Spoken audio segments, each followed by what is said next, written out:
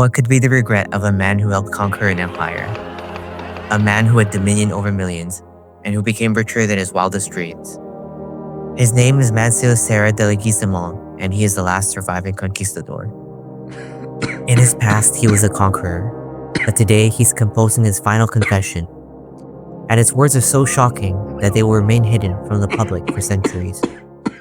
But perhaps the most shocking twist of all was what academics discovered years later. Here are his last words.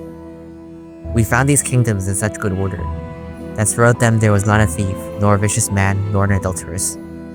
The men had honest and useful occupations. When they discovered that we were thieves, and men who sought to force their wives and daughters to commit sin with them, they despised us. But now things have come to pass in such offense to God that these natives went from doing no evil to being turned into people who could do no good." For years after its rediscovery, the will was seen as the penance of a sophisticated and eloquent man tortured by his sins. But then academics dug a little deeper, and things didn't quite add up. Firstly, pre-conquest Incan society was not the utopia the will suggested. Theft was rampant, and the government was brutal. Any conquistador would have known that. Furthermore, Mansio was an illiterate gambler who had no formal education and a penchant for tall tales. So who was behind this letter, and why did they force Mansio to sign it?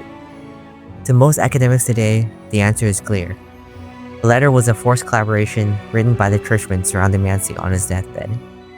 Scholars believe they coerced him with the threat of eternal damnation so that they could leverage his fame to reach the king.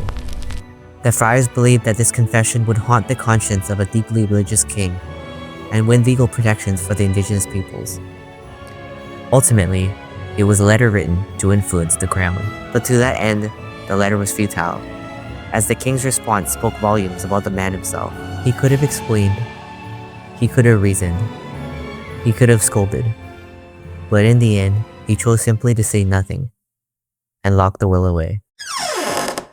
If you like videos that blend poignant narrative storytelling with history, psychology, and mystery, please subscribe. And watch this video about the final days of a girl who became the best preserved mummy in the world.